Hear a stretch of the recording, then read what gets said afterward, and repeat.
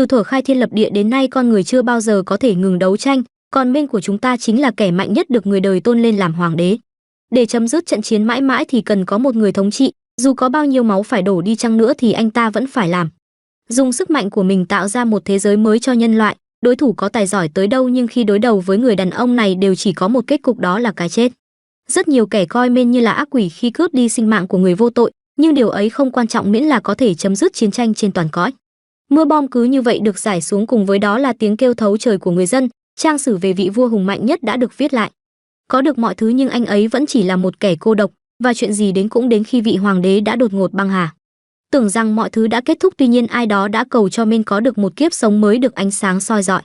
Cứ như vậy cho tới khi mở mắt thì vị vua cô độc đã bất ngờ được tái sinh trở thành con của đôi vợ chồng trẻ tốt bụng. Cậu bé đã có cái tên mới gọi là Arthur. Ban đầu nó vẫn chưa hiểu chuyện gì đang diễn ra khi xung quanh là những thứ xa lạ. Cậu nhóc tự hỏi hai người trước mặt này là ai. Nhưng rồi Arthur mới hiểu ra rằng bản thân đã chết và được bố mẹ sinh ra. Thật không ngờ một kẻ từng đạt được vô số chiến thắng lẫy lừng, bây giờ lại phải khốn đốn trong cơ thể của đứa trẻ sơ sinh. Mẹ của Men là Alice, còn bố là Zenon. Tuy đây là lần đầu có con nhưng họ chăm sóc cho Arthur rất tốt. Mọi thứ đều khá ổn ngoại trừ việc khi ở trong cơ thể này, Men hoàn toàn không kiểm soát được bản thân. Có một sự bất mãn không hề nhẹ luôn đeo bám vị vua trẻ, thi thoảng lại ỉa đùn ra đó nhưng mẹ vẫn vui vẻ thay tã cho. Điều này khiến Arthur có cảm giác cơ thể này giống như một nhà tù vậy. Rất nhiều lần cậu bé ước mình có thể tỉnh dậy coi đây chỉ là giấc mơ. Đen thay những điều kỳ lạ này vẫn không kết thúc. Tuy vậy nhưng có vài thứ khiến vị vua trẻ hứng thú, đó là được nhìn thấy bố sử dụng sức mạnh mà ở kiếp trước không hề có. Ngoài ra mẹ của nó cũng sở hữu khả năng hồi phục tuyệt vời. Thế giới này tồn tại một loại sức mạnh cậu ấy không thể lý giải. Công việc thường ngày của bố chính là đi tiêu diệt quái vật cùng với những đồng đội. Để biết thêm về những thứ xung quanh, Arthur luôn cố gắng quan sát mọi người. Kiến thức chính là sức mạnh, và xã hội ở đây cho phép mỗi cá nhân được quyền sở hữu vũ khí. Chỉ riêng điều đó thôi đã nói lên sự nguy hiểm rồi. Chính vì vậy cậu bé muốn nhanh chóng đạt được sức mạnh. Những ngày tháng đầy bất tiện vẫn được tiếp tục. Mẹ rất hay ru con trai ngủ trong khi cậu bé muốn khám phá nhiều hơn nữa. Thế nhưng cảm giác được yêu thương chăm sóc cũng không tệ chút nào, vì ở kiếp trước Men thậm chí không dám mong có được một giấc ngủ bình yên. Những kẻ muốn ám sát vẫn kéo tới lấy mạng liên tục. Thời gian cứ như vậy trôi qua, cho đến nay Arthur đã bắt đầu biết bò. Cậu ta đến soi mình vào gương khiến bố mẹ rất vui. Họ hay dùng từ bé bỏng để gọi con trai khiến Men chẳng thể chấp nhận được. Sự tôn nghiêm của một vị hoàng đế vẫn còn đây, thế mà lại bị gọi như thế. Đã mấy tháng qua đi nhưng Arthur vẫn chưa thể quen với cái tên này. Tuy vậy nhưng đây chỉ là vấn đề nhỏ so với việc được khám phá thế giới ngoài kia. Chính vì vậy khi được mẹ đưa đi ngủ, nó đã lừa để Alice ra ngoài, còn bản thân thì trèo xuống đất một cách lặng lẽ. Sau khi kiểm soát được tay chân theo ý muốn thì việc này khá dễ. Arthur cố gắng bò nhanh nhất có thể để mẹ không phát hiện ra. Thật may trong nhà có một phòng đọc sách chứa đủ các thông tin cậu ấy cần. Kiến thức chính là vũ khí, và cuối cùng vị vua trẻ đã có được thứ mình mong muốn. Lục địa Dicathen nơi cậu ấy được sinh ra có 3 vương quốc. Đầu tiên là tộc người lùn sống trải rộng dưới lòng đất, tiếp đến là vương quốc của tộc Elf nằm sâu trong rừng, và cuối cùng là Sapin nơi cả gia đình đang ở. Vương quốc loài người thì có số dân đông nhất. Đây là đất nước theo dạng quân chủ giống như đất nước trước kia Men cai trị, nhưng ở đây có một điều khác biệt, đó là ngai vàng sẽ được thừa kế chứ không phải thứ để cướp đoạt. So với kiếp sống trước đây thì thế giới này có thể nói là đang trên đà phát triển.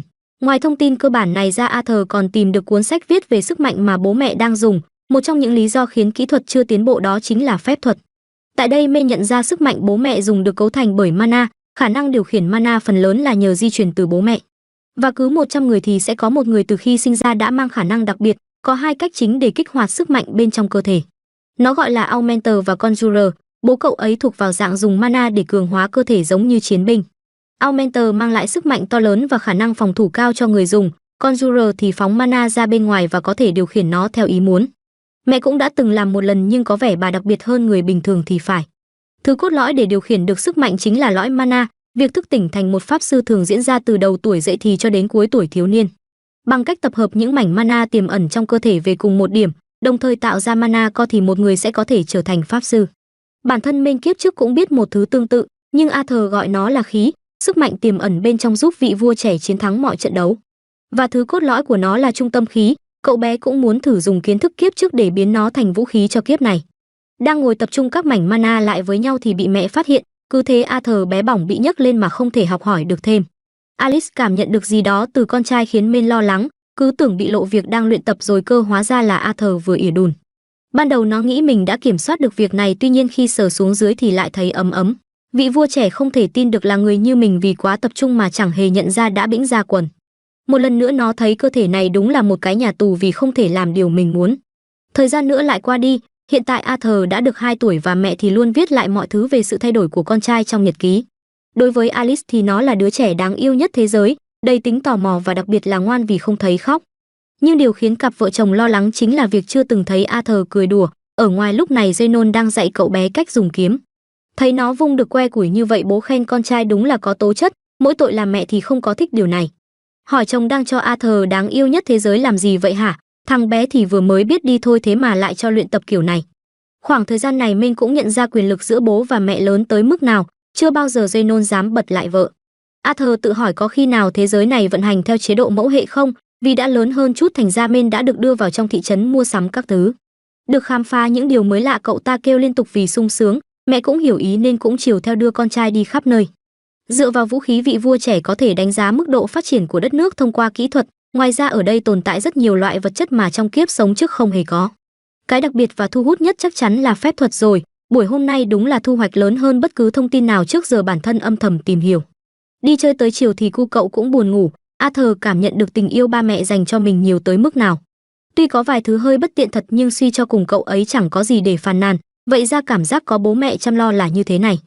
Thứ mà kiếp trước Min chưa từng cảm nhận qua bao giờ, hồi đó bản thân vừa mới sinh ra vài tuần tuổi thì đã bị bỏ lại ở trại trẻ. Lớn lên tại đó cùng những người bạn cùng hoàn cảnh, Arthur vẫn luôn ao ước có một người mẹ. Và giờ đây nó đã thực hiện được mong muốn ấy, cảm giác ấm áp khi được ở bên bà đúng là dễ chịu. Vậy ra Alice đã nhận ra việc thằng con thường xuyên trốn khỏi giường để đi đọc sách rồi, cả khi mắt Arthur sáng lên khi thấy những điều mới lạ ở chợ. Nghĩ hẳn là nó thừa hưởng dòng máu từ Zenon rồi vì ông bố đó cũng rất thích phiêu lưu.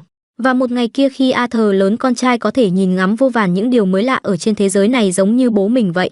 Mẹ thì mong con trai chọn một con đường nhẹ nhàng và bình yên. Qua ngày hôm sau cậu nhóc cảm thấy thật may mắn vì ở bên cạnh lúc nào cũng có một cuốn sách giáo khoa sống, việc nhìn bố luyện tập mỗi ngày đã giúp nó nhận ra rất nhiều thứ. Bố thì là chiến binh thành ra không giỏi trong việc dùng phép, mẹ cũng ra tới cho biết riêng mảng này thì chồng hơi kém. Còn về sức mạnh thể chất thì không thể chê vào đâu được, Arthur chứng kiến cảnh này lập tức muốn đi làm thử. Tuy nhiên lại sắp đến giờ ngủ trưa thành ra mẹ không cho, hết cách cậu ta đành vận dụng khả năng đặc biệt để thuyết phục. Đó là phô ra vẻ đáng yêu khiến Alice bị mê hoặc, ban đầu cũng từ chối nhưng thấy nó cứ kêu kiểu như năn nỉ thì đành phải đồng ý, vị vua trẻ cũng vui vì lần này mình đã thắng. 2 năm qua Arthur thu được vô vàn kiến thức và kinh nghiệm, thu hoạch lớn nhất chính là sự hình thành của lõi mana bên trong người. Vô số mảnh ghép tiềm ẩn đang tập trung lại một điểm tạo lên sức mạnh to lớn, việc này đòi hỏi sự tập trung cao độ. Nhờ giữ được ký ức từ kiếp trước mà công sức bỏ ra cuối cùng cũng được đền đáp, sau khi thu thập mảnh cuối cùng thì lõi mana của cậu ta đã hoàn thiện. Nhưng đi kèm với đó là một vụ nổ lớn khiến bố mẹ ở bên ngoài bị ảnh hưởng, dù bị thương khá nặng ở lưng như Zenon vẫn cố gắng chạy vào xem thằng con thế nào. Thế nhưng đập vào mắt hai vợ chồng chính là việc Arthur đã thức tỉnh, trong khi vẫn chưa được 3 tuổi. Đang nghĩ đây là bước tiến lớn thì những thanh gỗ rơi xuống, không màng nguy hiểm mẹ đã lao vào che chắn. Bố cũng phản ứng kịp thổi bay tất cả, thoát chết trong gang tấc. Arthur lần đầu tiên cảm nhận được sự lo lắng của bố mẹ. Trong vô thức Min đã khóc thật to và gọi mẹ ơi, cứ như vậy cả gia đình đều rơi nước mắt vì thấy con trai an toàn. Nhớ lại mảnh ký ức của kiếp trước một chút, khi ấy Min đã bị ám sát bởi một tên sứ giả. Hội đồng xét xử lập tức tuyên án tử đối với hắn, nhưng lại theo kiểu án treo, muốn người này đưa vợ con về cố hương sau đó mới hành hình. Người này cũng cố cầu xin vì đúng là bản thân chống lại hoàng đế thật, tuy nhiên vợ con không có làm gì sai hết nên mong sẽ tha cho họ. Nếu phải trở về quê thì những khó khăn còn đáng sợ hơn cả cái chết đang chờ đợi, bản thân có mệnh hệ gì cũng chẳng sao. Nhưng ít nhất xin vua Grey hãy tha cho vợ con mình, phía hội đồng thì không chấp nhận cho rằng vua là ánh sáng dẫn lối cho ta. Sao có thể làm phiền ngài chỉ vì vấn đề nhỏ nhặt này được, thanh niên kia tiếp tục cầu xin sự giúp đỡ, kết quả vợ và con lập tức bị giết. Hội đồng không ngờ vua Grey lại đích thân ra tay như này, song vẫn coi nó như là lòng từ bi thực sự.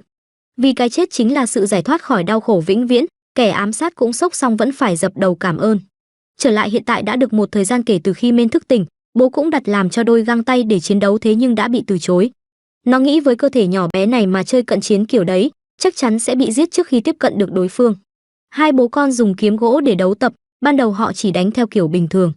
Nhưng sau khi thấy Zenon dùng tới sức mạnh thì cậu nhóc cũng làm theo, chỉ trong một nhát cái que trong tay bố đã bị đánh gãy. Arthur thì cười khoái chí hỏi xem mình có giỏi không, cũng vì Min quá tài năng cho nên đã được đề nghị cho đi bái sư đàng hoàng. Alice thì phản đối vì không hề muốn xa con chút nào, với cả chồng đã nói là tự mình dạy cho con rồi thì. Ban đầu Zenon cũng tính là thế, nhưng tài năng của con trai quá vượt trội sợ bản thân dạy không thể phát huy hết tiềm năng của nó. Nếu có sư phụ đàng hoàng sẽ tốt hơn nhiều, mẹ nghĩ nếu là về mảng phép thuật thì bản thân cũng có thể dạy. Tuy nhiên lại bị mắng vì sở hữu khả năng đặc biệt, bố kể ra việc lúc nãy Arthur đã chém gãy một thứ được cường hóa bằng mana đấy chứ không đùa được. Đã thế năm nay mới có 4 tuổi thôi chứ có phải người lớn đâu, đây cũng là vì tương lai của Mên thế nên mẹ đành đồng ý. Tuy vậy nhưng vẫn rất buồn không thể để Arthur dễ thương nhất thế giới phải tới một nơi xa lạ để sống. Venon đồng ý với việc thằng con rất dễ thương song vẫn phải cố thuyết phục vợ. Để giải quyết êm đẹp Mên hỏi bố mẹ sao tất cả không cùng nhau đi, nghe vậy tự dưng cả hai thấy đó là cách tốt nhất nên đã đồng ý. Bọn họ cùng nhau chuẩn bị những thứ cần thiết để chuyển nhà. Khoảng vài ngày sau tổ đội mạo hiểm giả của bố đã tới đón, Mên cũng đứng ra giới thiệu mình là Arthur mong sẽ được giúp đỡ. Lần trước cái ngày nó phá tan ngôi nhà cũng chính những người này đã tới để sửa lại, họ là thành viên của một tổ đội tên Twin Horns. Bố với mẹ trước khi kết hôn cũng từng ở trong đội thế nên tất cả mới thân nhau như vậy, họ cũng giới thiệu tên cho Mên nhớ bao gồm Adam, Angela, Dudden, Helen và Jasmine. Tất cả đều rất quý thằng nhóc hiểu chuyện và đầy tài năng này, mọi người cũng bắt đầu hộ tống gia đình đến nơi ở mới để chuẩn bị cho việc học tập của Mên.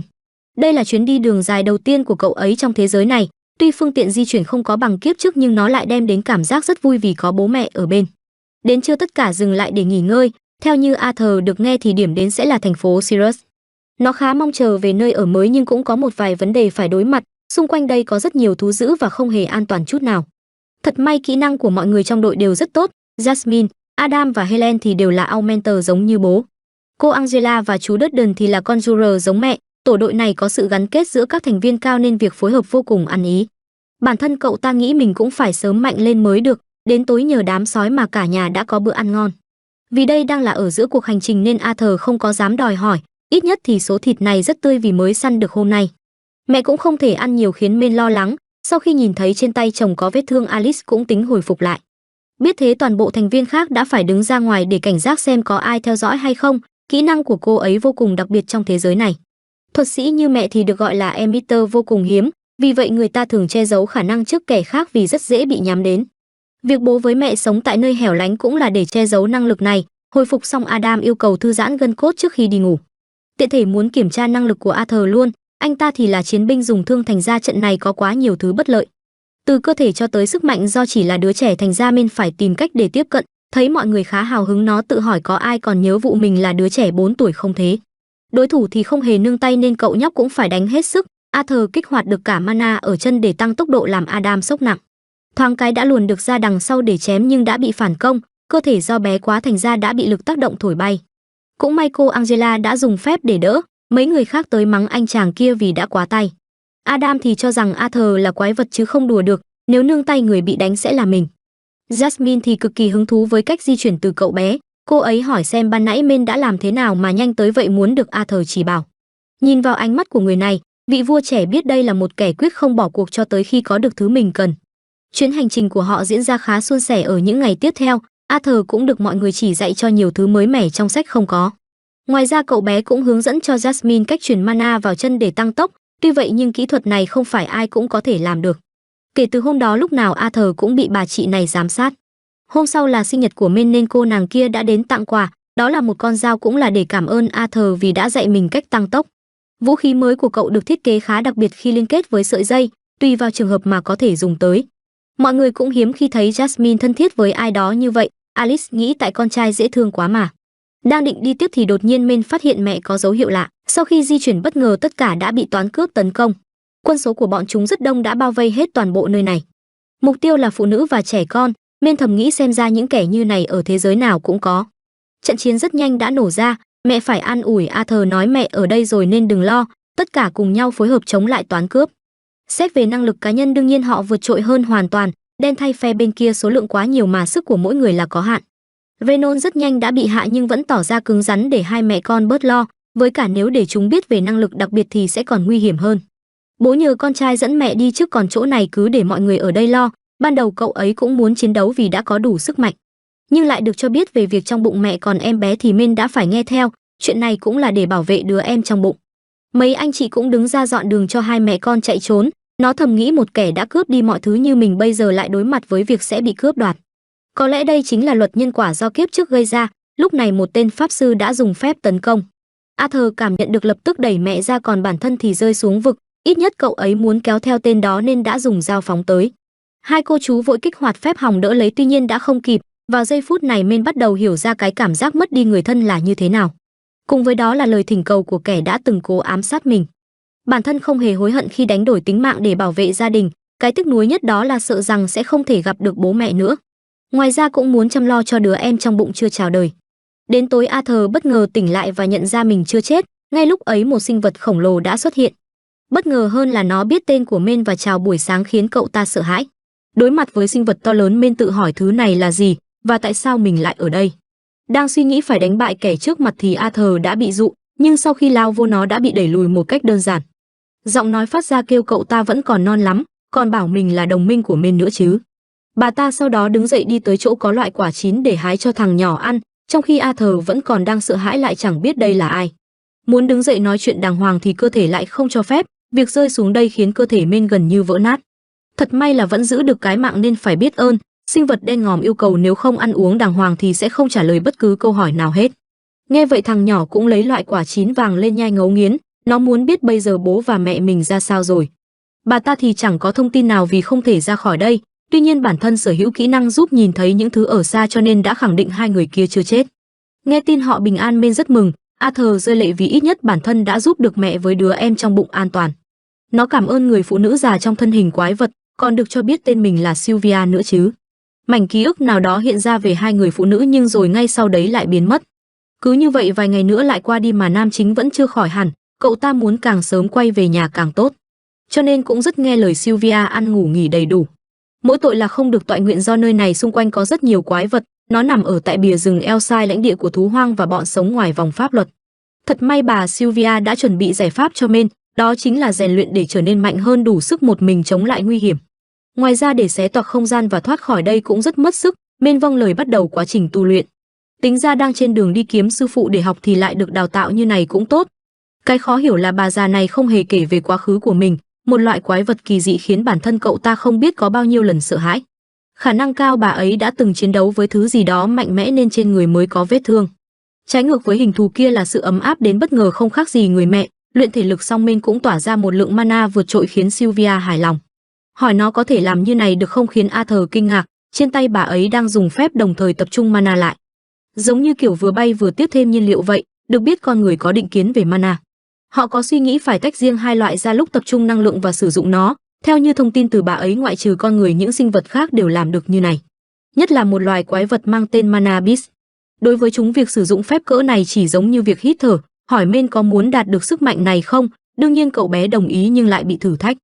Hỏi xem sau khi đạt được sức mạnh này thì nó muốn làm gì, trong đầu vị vua trẻ nghĩ lại cảnh bố mẹ bị đám cướp hãm hại vô cùng căm phẫn. Buột miệng nói ra bản thân sẽ ban cái chết cho những kẻ cướp đi những điều tốt đẹp của mình, đây cũng chính là tính cách kiếp trước của Men. Kết quả Sylvia đã đập cho nó một phát để khôn ra, ngoài ra cũng kêu Arthur không đạt cho nên mình sẽ không dạy. Nhất là với đứa trẻ bày ra bộ mặt hận thù như vừa nãy. Cậu ta cãi lại bảo việc đánh bại kẻ thù đâu có gì sai trái, bản thân kiếp trước lúc nào cũng làm như vậy thế nên mới có thể đứng trên đỉnh cao. Bà lão thấy trong đầu nó lúc nào cũng chỉ nghĩ tới chuyện đánh bại người khác, hỏi Men có thực sự cảm thấy vui. Sylvia thấy ban nãy có đánh nó hơi mạnh thì phải. Cho biết bàn tay này có thể dễ dàng xé toạc cậu ấy nếu muốn, nhưng ngược lại cũng có thể chạm vào một cách dịu dàng. Hỏi thằng nhóc thích thế nào hơn, Arthur toát mồ hôi hột vì sợ xong phải bảo là muốn bà ấy dịu dàng. Phẫn nộ và hận thù rất dễ bùng lên đồng thời sinh ra bạo lực không cần thiết, lúc ấy hẳn là sẽ cảm thấy sảng khoái nhưng sau đó lại càng khiến hận thù tăng lên. Bà ấy không muốn sinh mệnh bản thân cứu giúp trở thành con người như vậy, trong khoảnh khắc ấy tự dưng Men cảm thấy mọi thứ về mình được Sylvia nắm rõ trong lòng bàn tay. Trở lại với câu hỏi lúc nãy rằng sau khi đạt được sức mạnh thì nó sẽ dùng nó để làm gì, lần này ký ức tươi đẹp về bố mẹ cùng mọi người hiện ra. Vị vua trẻ nói muốn bảo vệ những người thân yêu, nghe vậy Sylvia rất hài lòng cho nó điểm tuyệt đối và bắt đầu quá trình đào tạo. Chuyển cảnh đến chỗ khác, có một kẻ mang hình dạng giống với Sylvia đang cố tìm ra vị trí của hai bà cháu. Ký ức kiếp trước của Men lại hiện ra, khi ấy dù đã nắm quyền lực trong tay nhưng vua Grey vẫn bị kiểm soát bởi hội đồng tối cao. Bản thân chỉ là vua trên danh nghĩa, đồng thời là công cụ chiến tranh. Lão già kia thì hết lời ca ngợi những chiến tích của Men, đã đem tới hạnh phúc cho mình và người dân trong đất nước. Hỏi xem tới đây có việc gì thì Grey không nói, chỉ lẳng lặng rời đi đồng thời cho biết mình sẽ thoái vị. Khoảng thời gian tiếp theo Arthur đã bắt đầu làm chủ được kỹ thuật tập trung mana, theo sư phụ nói thì tiềm năng phép thuật sẽ càng mở rộng nếu làm chủ được sức mạnh này. Dù đang vội nhưng nó vẫn nhắc nhở bản thân không được hấp tấp, phải điều khiển mana theo ý muốn. Kiếp trước Men không được trời ban cho nhiều điều. Tuy vậy nhưng vì ý chí mạnh mẽ vượt qua tất cả đã giúp Gray trở nên bất bại, cùng với kỹ thuật sử dụng khí trong cơ thể. Cho tới thời điểm hiện tại vị vua trẻ cũng đã học được khả năng tùy chỉnh mana một cách ảo diệu, đang tính chạy đến ăn mừng với Sylvia thì lại bị bà ấy đánh bay vào đống đá. Cơ thể cũng bị sức mạnh của sư phụ kìm hãm, yêu cầu không được lên tiếng. Nhìn qua khe hẹp cậu ấy nhận ra có một kẻ khác mang thân hình giống sư phụ đang ở ngay đây. Sylvia khen tên này cũng giỏi đấy vì lại tìm được vị trí của mình, có vẻ như mùi máu từ vết thương trên người đã dẫn đường cho hắn. Kẻ này yêu cầu đối tượng đi theo nhưng đời nào lại dễ như vậy. Nghe vậy tên này lập tức tấn công tới dùng vũ lực để thu phục Sylvia. Bà ấy đã đỡ được quả cầu hủy diệt nhưng do vết thương cũ chưa lành thành ra yếu thế hơn hoàn toàn. Để Men yên tâm, Sylvia dùng thần giao cách cảm bảo mình không sao. Thế nên nó đừng cử động, vì muốn khô máu với đối thủ Sylvia đã đẩy bản thân tới giới hạn, nhờ vậy một hình hài mới đã được sinh ra. Từ một quái vật đáng sợ lúc này bà ấy đã trở nên đẹp hơn bao giờ hết, hơi thở của rồng rất mạnh tuy nhiên không khiến tên kia bị thương. Gã cảnh báo nếu như sử dụng sức mạnh này quá nhiều đến bản thân bà ta cũng sẽ chịu ảnh hưởng. Sylvia không quan tâm, kêu mình đã sống quá hạnh phúc rồi. Dù lúc này có hơi tiếc nuối một chút vì chưa lo được cho Men. Tên kia cay cú tiếp tục tung ra hàng đống quả cầu mang sức mạnh hủy thiên diệt địa, rồng trắng cũng cố tránh né giảm bớt sát thương. Tuy vậy điều đó đã khiến Sylvia rơi vào thế bị động. Cảm nhận được nguy hiểm, bà ấy đã cho thời gian dừng lại để đưa Arthur đi trước. Cậu ấy được gọi ra và thấy được sức mạnh thực sự bên trong sư phụ. Với hình dạng này cái tên Sylvia vô cùng đẹp, nó hỏi xem bà ấy là rồng nhỉ. Vì không còn nhiều thời gian cho nên sư phụ đã mở cổng dịch chuyển muốn thằng nhỏ thoát khỏi đây. Tuy cánh cổng kết nối tới một nơi xa hơn dự kiến nhưng bà tin Men sẽ tự mình quay về được. Trước khi đi cũng hỏi lại xem nó sẽ dùng sức mạnh ấy vào việc gì. Cậu ta không do dự nữa đáp lại, nói muốn bảo vệ những người bản thân yêu quý, đây sẽ là lời hứa của họ. Ngoài ra còn một thứ nữa Sylvia muốn Men giữ lấy, dặn dò hãy dùng lông vũ để bọc lại và giữ gìn cẩn thận. Sau khi trao lại sức mạnh trên người, Arthur bắt đầu hiện lên những dấu ấn kỳ lạ.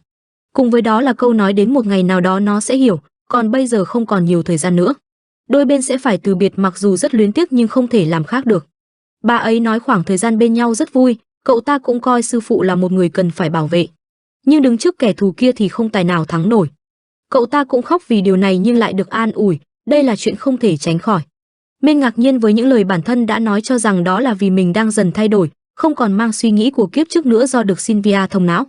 Cậu ta nói bà ấy chính là gia đình quý giá của mình, sư phụ nghĩ nó đã có một người mẹ tốt rồi thì lại được thằng nhỏ coi là bà.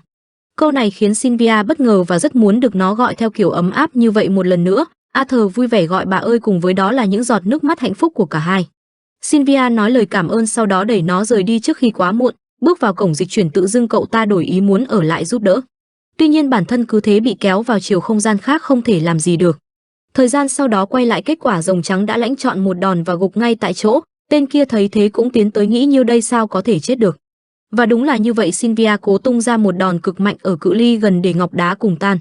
Vụ nổ lớn cứ thế xảy ra, cùng với đó là lời cảm ơn từ ai đó. Sylvia đã hoàn thành nhiệm vụ nên cũng giao lại mọi thứ cho người kia để tiếp tục giúp đỡ Men. Bên trong cổng dịch chuyển nó nghe thấy giọng nói của người bà kia, cậu ta cảm thấy rất buồn khi phải rời xa. Nhưng đây là điều không thể tránh khỏi và thế giới này tràn ngập nỗi buồn như vậy, mong sao Men có thể biến đổi chúng thành nụ cười. Cậu ấy cho rằng điều đấy là không thể. Sylvia nói hiện tại đúng là như vậy nhưng tương lai Men sẽ đủ sức làm chuyện đó. Đây là nguyện ước của Sylvia nên cậu ta cũng vâng lời, đến giây phút cuối người bà này tin chắc nó sẽ làm được thôi. Vì bản thân là vị vua tối cao mà lại. Nhưng đừng để trái tim rơi vào phẫn nộ và hận thù giống như trước đây. Cầu cho ánh sáng sẽ soi rọi cho kiếp sống mới của Men. Được gọi là vua Gray, nó bắt đầu nhận ra mọi thứ. Cứ thế Arthur tỉnh lại ở một nơi xa lạ cùng những giọt nước mắt lăn dài trên má. Nó đã hiểu ra những lời Sylvia nói nên từ giờ sẽ cố làm tất cả để thế giới này trở nên tươi đẹp. Đột nhiên lúc này có tiếng cầu cứu của ai đó, không nói nhiều, Arthur kích hoạt sức mạnh ở chân rồi nhảy thẳng lên trên cây quan sát. Cậu ta bắt gặp cảnh những tên buôn người vây bắt một cô bé tộc elf, chúng cho rằng nhỏ rất có giá trị nên sẽ đem bán. Hoàn thành mục đích tất cả cũng chọn rời đi chứ không dám ở lại lâu hơn. Cái cảnh này lại khiến Men nhớ về lần bố mẹ bị tấn công nên rất cáu.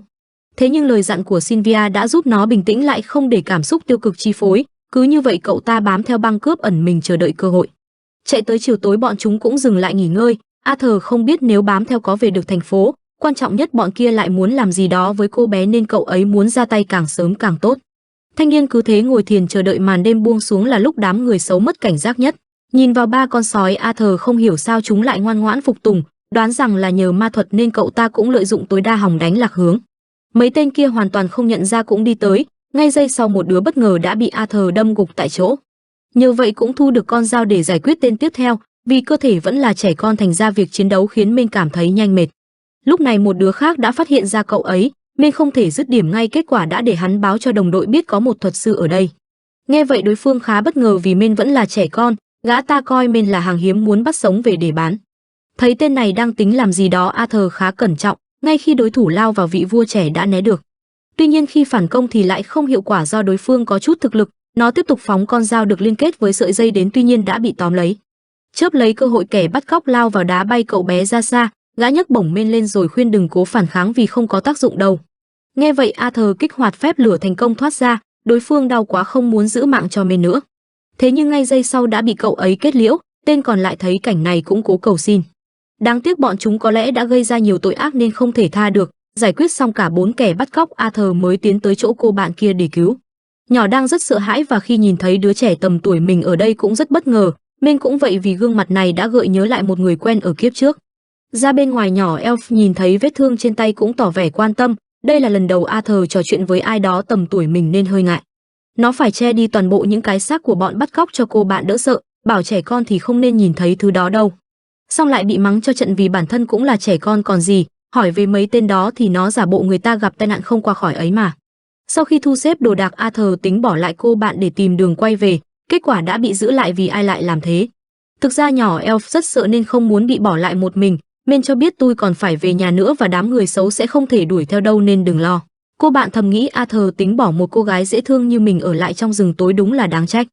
Men thì nghĩ khu rừng này là nhà của tộc Elf thì việc gì phải sợ, nhưng cô bạn kêu bố mẹ hay bảo trẻ con đi một mình thì sẽ bị ma cây ăn thịt.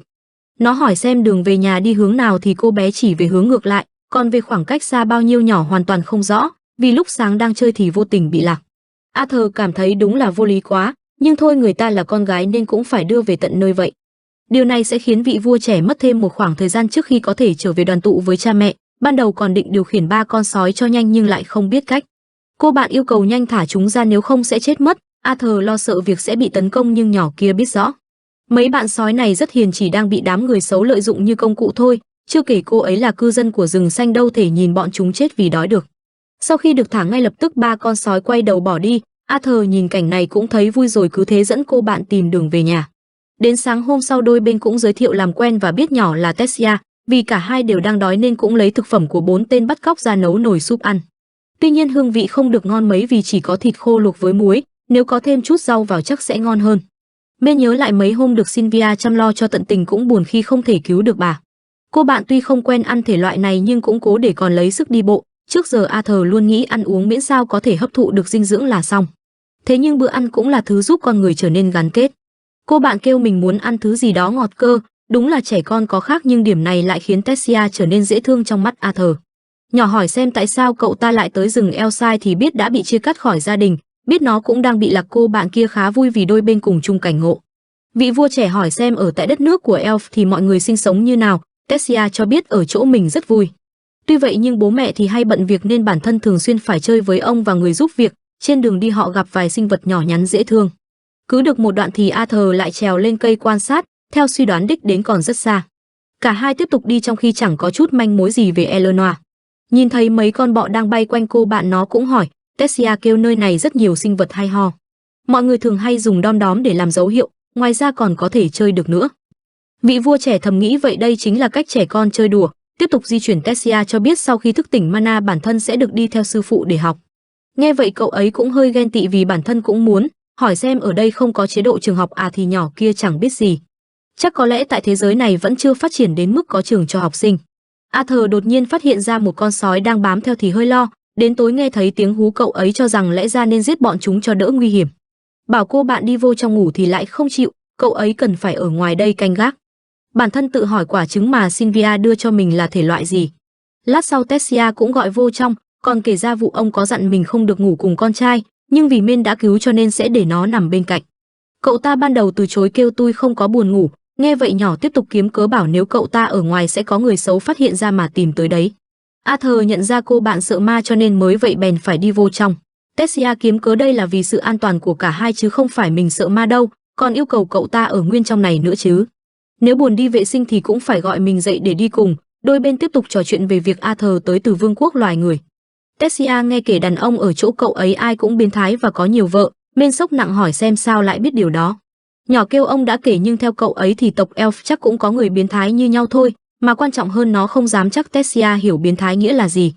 Con người không phải ai cũng có nhiều vợ mà chỉ có những kẻ giàu có hay quý tộc mới như vậy thôi. Nói xong cũng là lúc cô bạn lăn ra ngủ. Men nghĩ nếu mà có em gái thì chắc sẽ giống như này. Qua hôm sau đôi bên tiếp tục vượt qua những thử thách mới. Thật may Tessia đã hoàn toàn quên đi vụ bị bắt cóc. Treo đeo lội suối nhỏ đều không làm được, mỗi lần như vậy Arthur lại phải cõng qua. Và rồi một chuyện không may đã xảy ra khiến cậu ta đau đớn, chẳng hiểu sao lõi mana trong người lại xuất hiện cơn đau dữ dội không thể chịu nổi. Tessia thấy vậy rất lo phải đi tìm thảo mộc để làm thuốc, Men dựa vào gốc cây để nghỉ ngơi tuy nhiên cơn đau vẫn không giảm. Cậu ta không muốn cho cô bạn biết để nhỏ lo lắng thêm, đúng lúc này con sói hôm qua theo dõi họ lại đi tới. Tưởng sẽ bị tấn công cơ ai ngờ nó lại trả ơn bằng một con lợn vừa mới săn được, cô bạn cho biết bọn chúng rất khôn nên việc này cũng là dễ hiểu. Đến tối vì có thịt để ăn cho nên hai đứa có tâm trạng rất vui, đang tuổi ăn tuổi lớn thì cần phải ăn thịt mới được. Ban nãy Tessia không có tìm được loại thảo dược nào, thay vào đó là một loại nấm cực bổ dưỡng mà tộc nhân mình hay ăn. Nghe vậy nó cũng tin tưởng ăn thử kết quả là xì hơi liên tục luôn mà, cô bạn phải xin lỗi vì nghĩ cái này quá mạnh khi dùng cho cậu ấy rồi. Giải quyết xong hai đứa lại ngồi trong lều tâm sự, cô bạn kể ra việc trước khi ngủ thường được đọc sách cho nghe. Mấy câu chuyện về vương quốc của loài người khiến cô ấy thích thú, một ngày nào đấy cũng muốn được đến đó chơi thử. Nhưng lại nghe nói ở vương quốc con người ai cũng làm việc xấu, thế nên cư dân ở Eleanor không có tin vào chủng tộc khác. Vì hôm nay mệt quá nên Arthur đã ngủ trước, Tessia nghĩ mình đang ra dáng một người chị chăm sóc em trai. Đến ngày hôm sau cơn đau bên trong vẫn tiếp diễn, thật may là đã sắp về tới nhà của cô bạn. Đôi bên mấy ngày qua nói chung rất thân nên muốn gọi Men là Át, cậu ta không có gì để phản đối vì đây là người bạn đầu tiên. Hơn nữa kẻ đến từ miền quê kém cỏi như mình có ai đó chơi cùng là vui rồi, nó cũng trêu trêu gọi cô nàng là tiểu thư sợ ma không dám đi vệ sinh một mình. Nhỏ giận dỗi bỏ đi vì cứ tưởng coi Men là bạn rồi thế mà lại nói như vậy, tiếp tục di chuyển cuối cùng họ cũng phát hiện ra lối vào nằm ở thân cây. Arthur có hơi lo sợ nên Tessia đã đứng ra hướng dẫn, muốn đưa cậu bạn vào trong để tham quan. Vượt qua cổng dịch chuyển đột nhiên một đám người xuất hiện, kêu nhờ nhỏ kia mà họ mới có thể tức tốc tới đây. Ngay giây sau Arthur đã bị khống chế khiến cậu ấy chẳng hiểu gì. Bình tĩnh lại Men nhận ra đây có thể là vương quốc của tộc Elf, do Tessia quá ngây thơ cho nên bản thân đã mất cảnh giác. Cố gọi tên nhỏ để làm gì đó thì nhỏ vẫn không nói, Arthur cay cú khi bản thân đã bị lừa bởi những lời trước đó. Và lẽ ra kiếp trước đã từng trải qua rồi thì không nên mắc phải thêm lần nữa, đến khi đám lính định giết chết cậu ấy thì nhỏ mới đứng ra ngăn chặn. Bọn họ thì mặc định loài người là những kẻ hung ác, Tessia vẫn cương quyết đòi thả ra vì Men đã cứu mình mà. Cứ tưởng đã ổn thỏa ai ngờ đám người kia còn nghĩ Arthur đã tẩy não công chúa. Đúng lúc này một giọng nói vang lên ngăn tất cả lại đồng thời ra lệnh thả cậu bé ra. Ông ấy thấy chuyện này cũng không trách được mấy người kia vì một con người lại xuất hiện với công chúa đang mất tích của họ, thì đương nhiên phải cảnh giác rồi. Ông giới thiệu mình là Vorian quốc vương tiền nhiệm của vương quốc Eleanor, biết cô bạn mang thân phận cao quý nó cũng hỏi. Tessia tỏ vẻ ngây thơ bảo tưởng đã nói với cậu ấy rồi cơ, đúng lúc này bố và mẹ của nhỏ đã có mặt, nhỏ cũng khóc vì rất nhớ hai người họ. Vị vua hiện tại thấy con người ở đây cũng yêu cầu binh lính làm gì đó, ông bố đứng ra ngăn cản nói dù là chủng tộc gì thì đây vẫn là người cứu cháu gái mình và đưa nhỏ tận đây. Không thể cứ giết trong khi còn chưa biết chuyện gì đã xảy ra được, Tessia cũng vậy nói Át đã cứu mình nên mọi người đừng có manh động. Còn đòi ông bố mời Men về cung điện để tiếp đãi long trọng nữa chứ, chưa kịp đồng ý thì nhỏ đã chạy tới kéo tay người bạn kia đi mà chẳng bận tâm điều gì. Ông Vorian cũng nhắc nhở cậu bé về sau vẫn phải kể hết ra mọi chuyện, đột nhiên Arthur cảm nhận được sức mạnh không rõ nguồn gốc từ nhân vật này, và ngược lại ông ấy cũng vậy. Hai đứa trẻ sau đó thản nhiên chạy qua khu phố thu hút sự chú ý từ toàn bộ người tại đây, ai cũng đặt ra dấu hỏi rằng tại sao con người lại có mặt trong vương quốc. Tộc Elf thì sống vô cùng nhẹ nhàng và đơn giản, theo như thông tin tìm hiểu trong sách. Trước đây loài người và tộc Elf đã từng xảy ra tranh chấp, đến tận bây giờ hai bên vẫn đang trong trạng thái căng như dây đàn. Bản thân không ngờ lại có ngày chính mắt nhìn thấy cảnh này cũng như kiến trúc độc lạ của tộc Elf. Cô bạn thì vẫn tỏ vẻ niềm nở nhưng cái khó hiểu chính là ánh mắt lúc đó của nhỏ, ngoài ra cơn đau vẫn đang hành hạ cậu ấy từng giây từng phút. Nó nhắc nhở bản thân dù thế nào thì cũng không được mất cảnh giác thêm nữa, đặt chân vào cung điện có hàng tá hầu gái đứng ra chào mừng công chúa trở lại. Nhỏ cũng nhờ mọi người chăm sóc tốt cho vị ân nhân đã cứu mạng mình, còn khẳng định Át không phải người xấu nữa chứ. Men thấy nhỏ đúng là lạc quan vì làm vậy chỉ khiến họ khó xử hơn thôi, quay sang hỏi cậu ấy thích ăn uống hay là đi chơi thì Men lại muốn tường thuật lại vụ việc về những kẻ bắt cóc trước. Nó tính giải quyết thật nhanh để còn quay về với gia đình, bố của cô bạn nghe vậy cũng đồng ý. Vào phòng Arthur không nói vì công chúa vẫn còn ngồi ở đây, sợ nhỏ sẽ có ký ức không hay. Tessia luôn được cưng chiều từ bé thành ra chỉ cần cô bạn muốn bố mẹ đều không cản được. Còn yêu cầu cậu ta ngồi xuống ăn bánh nói chuyện nữa chứ, Men đứng hình mất một lúc tự hỏi như này được à? Mẹ và ông nội thì không cứng nhắc giống bố nên chỉ cười. Quốc vương sau đó giới thiệu mình là Anduin, bố của Tessia, còn hoàng hậu là Merio cùng với quốc vương tiền nhiệm. Nghe vậy cậu ta cũng hành lễ giới thiệu lại bản thân được sinh ra tại thị trấn nhỏ thuộc vương quốc Sapin. Vốn dĩ mình không đủ tư cách để đứng trước một vị vua nên được nói chuyện như này cảm thấy rất vui. Thấy nó sinh ra ở vùng quê mà lại biết lễ nghi, bố cô bạn cũng dành lời khen. Cái này là đương nhiên rồi vì Men kiếp trước luôn được những kẻ khác hành lễ như vậy mà. Việc tỏ vẻ hiểu chuyện cũng là để mấy người kia không xem mình như là trẻ con, như vậy giải thích sẽ đỡ tốn công thuyết phục hơn. Cậu ta kể lại đại khái vụ bản thân thất lạc gia đình do bị cướp tấn công, tuy không nói dối nhưng đó chưa phải toàn bộ sự thật. Và rồi nhảy đến đoạn nghe thấy tiếng kêu cứu của Tessia, biết con mình bị bọn buôn nô lệ bắt đi, bầu không khí đã thay đổi. Bố nhỏ nghĩ quả nhiên đây là hành vi của loài người man dợ, nghe vậy Arthur thông não kêu buôn nô lệ là một nghề chứ không phải một chủng tộc. Cựu vương muốn biết tại sao Men có thể giải cứu cháu gái, nó đã trao đổi hay cầu xin tha mạng. Cậu ấy nói thẳng việc bản thân đã tiễn vong bọn chúng rồi, tuy chỉ là trẻ con nhưng mình đã là thuật sư. Biết át đã hạ gục hết bọn xấu xa, Tessia tỏ vẻ rất vui, còn hai tên lính thì nâng cao cảnh giác. Còn cho rằng trẻ con như cậu ấy chẳng thể làm được gì và đã lừa công chúa để xâm nhập vào đây. Nghe vậy Men giữ im lặng để chủ nhà tự giải quyết. Cựu vương Virion cũng ngăn mấy anh lính lại, đồng thời cảnh báo mình không nói tới câu thứ ba đâu đấy. Tessia cũng khẳng định cậu bạn kia không nói dối, vì bản thân nghe thấy đám bắt cóc còn tính bán mình đi nữa. Nghe vậy hoàng hậu cũng ôm lấy cô công chúa bé nhỏ, thật may vì con gái đã an toàn trở về. Quốc vương nhờ vậy cũng tin vào mấy lời đó. Arthur tiếp tục nói về vụ bản thân bị bọn cướp tấn công và lạc đến nơi này, hiện tại chỉ muốn được trở về đoàn tụ với gia đình. Nghe vậy bố cô bạn nghĩ nó đang yêu cầu được gửi về như là một phần thưởng vì đã cứu Tessia. Cái khó hiểu là dù biết mối thâm thù của hai chủng tộc mà Men vẫn dám đưa ra lời đề nghị. Nhưng Arthur thấy chính vì thâm thù giữa hai loài nên bản thân cũng không thể tưởng tượng nổi việc tộc Elf khinh miệt loài người làm man dợ. Sợ bản thân sẽ lại bị hành xử tương tự với những kẻ man dợ thực sự. Bị nói như vậy Anduin không thể phản bác được gì khiến ông bố buồn cười. Tuy vậy nhưng hiềm khích giữa hai chủng tộc không thể xóa bỏ một cách dễ dàng được. Tessia sau đó lườm ông bố để bắt phải đồng ý với yêu cầu của Men. Tuy nhiên cổng dịch chuyển liên kết với vương quốc Sapin chỉ có thể sử dụng 7 năm một lần khi diễn ra các cuộc họp quan trọng. Năm sau mới tới thời hạn để mở cánh cổng ra lần nữa, như vậy là quá lâu khiến Arthur buồn bã. Thật may quốc vương đã đồng ý cử người đưa nó về tận nơi, vì cũng không thể để cậu ấy ở mãi đây được. Nghe vậy Men cũng cúi đầu cảm ơn, trước mắt họ cho phép cậu bé thư giãn. Tuy nhiên cơn đau lại đang phát tác, thư giãn thế quái nào được. Lúc sau Men được cho về phòng tắm rửa nghỉ ngơi, cơn đau ngày càng tệ hơn nên nó cũng đang tự hỏi rốt cuộc thì mình bị gì. Giá như có bà Sylvia chỉ dẫn thì tốt biết mấy. Ban đêm cậu ta ra ngoài hóng gió cảm thấy dễ chịu hơn hẳn, cơn đau đã nhẹ dịu đi chút nên Arthur muốn tìm ra nguyên nhân chứ không thể để như này mãi được. Bên trên cao bố mẹ của cô bạn vẫn đang chơi đùa một cách vui vẻ, cảnh này làm nó nhớ tới Zenon và Alice.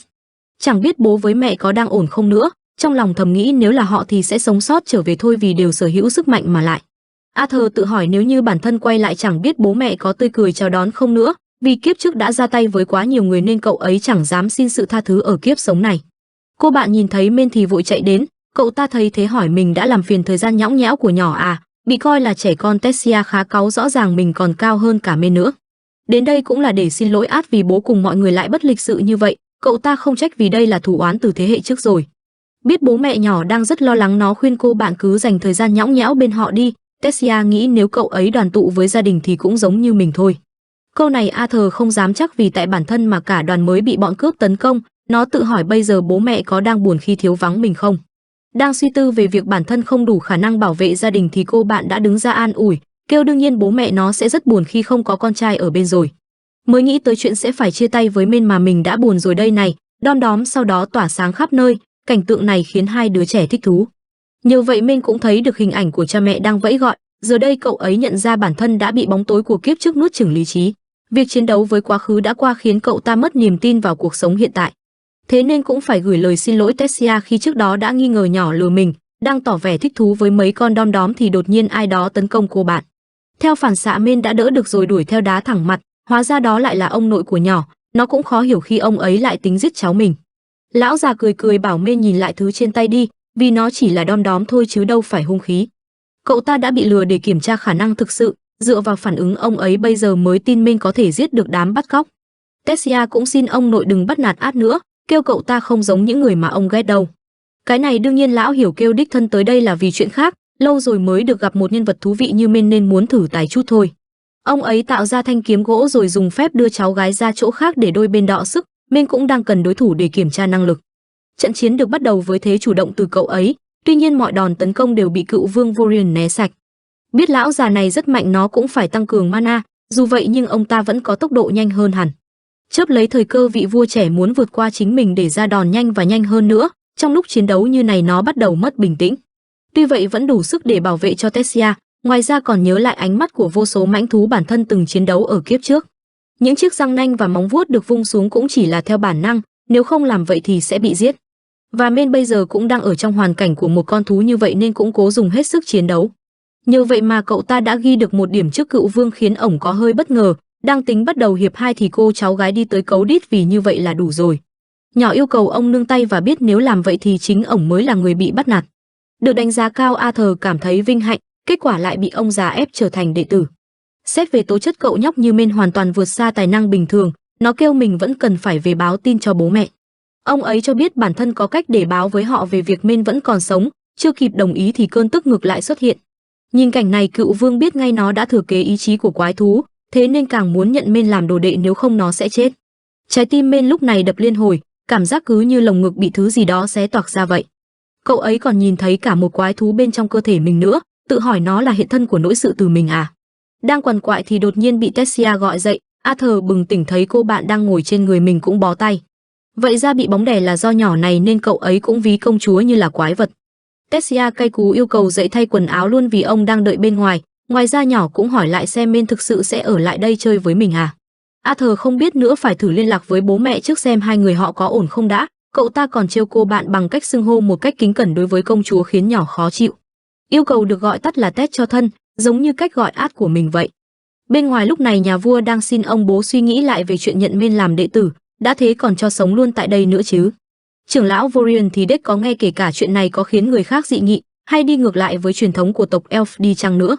Ông già kêu mình thích cậu bé đó thế thôi, Tessia thì chạy tới kêu Men là ân nhân của gia đình nhưng lại bị mắng như kiểu trẻ con không biết gì. Quốc vương đương nhiệm không muốn nói gì thêm nữa để hai đứa trẻ lên xe đưa đi gặp một người bạn. Vị vua trẻ thì gọi sư phụ là ông khiến trưởng lão khá vui, xong lại hỏi cậu bé có đang lơ là cảnh giác không thế. Men thì cảm thấy như này là bình thường, dựa vào những gì sắp xảy ra thái độ cũng có thể thay đổi theo. Nàng công chúa lúc này năn ra ngủ vì ít khi dậy sớm như hôm nay, ngoài ra Tessia còn muốn biết từ giờ về sau Men sẽ ra làm sao. Bản thân là người kế vị duy nhất của vương quốc, thế nên nhỏ được nuôi lớn trong môi trường rất cô độc. Từ người lớn cho tới trẻ nhỏ, không biết bao nhiêu lần cháu gái đã bị họ làm tổn thương. Kết quả cho tới hiện tại Tessia luôn tạo ra một bức tường để giữ khoảng cách với người xung quanh, thế nhưng khi ở bên Arthur cô bé luôn cười. Điều này khiến người làm ông vui mừng khôn xiết, cảm giác cứ như kiểu lâu lắm rồi mới thấy con bé cười như vậy. Nên cũng phải có đôi lời cảm ơn Men. Nghe vậy cậu ấy khá bất ngờ vì ông già này đem lại cảm giác đáng tin cậy, lúc sau họ cũng đã tới nơi. Để quốc vương tiền nhiệm phải đích thân tới tận nhà thế này chứng tỏ người bên trong không hề đơn giản. Đang tự hỏi đó là ai thì trưởng lão Vorion đi tới đạp cửa hét to gọi người ở bên trong ra. Hai đứa cháu còn không ngờ tới vụ này luôn, xong vẫn không thấy động tĩnh gì, đợi khi ổng ghé sát vào nghe bà lão mới đẩy cụ cửa ra đập thẳng mặt. Cho chừa cái tội tới tìm mà còn hét lớn. Giới thiệu qua thì bà ấy là Rinia, một người bạn cũ, đồng thời cũng là thuật sư đặc biệt. Men đoán bà ấy chắc sẽ sử dụng được phép giống mẹ hoặc một thứ gì đó đặc biệt hơn. Arthur cúi đầu cảm ơn vì đã tiếp đón đồng thời lắng nghe mong muốn từ mình. Thấy nó lễ phép quá, Rinia trực tiếp mời vào nhà chứ không phân biệt như những elf khác.